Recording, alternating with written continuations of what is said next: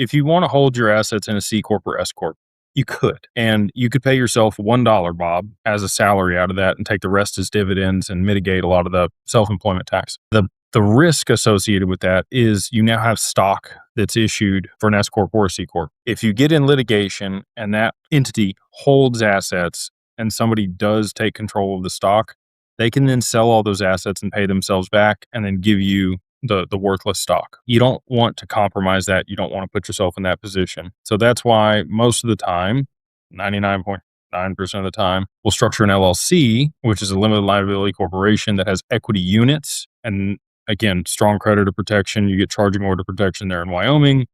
Does a lot of things for you to be able to mitigate the risk of a creditor coming and taking your assets. Over the long term, I do think that a lot of people will set up a C Corp as the management entity for their LLC. Not the owner, but the manager. And you'll be able to pass management fees there. And then you would be able to pay yourself $1, still benefit, take money out of the company, borrow against assets, do stuff like that, and likely have your living trust, your revocable trust sit on the cap table of your C Corp. The other thing about an S Corp, can't have a trust on the cap table. It has to be individuals here in the US.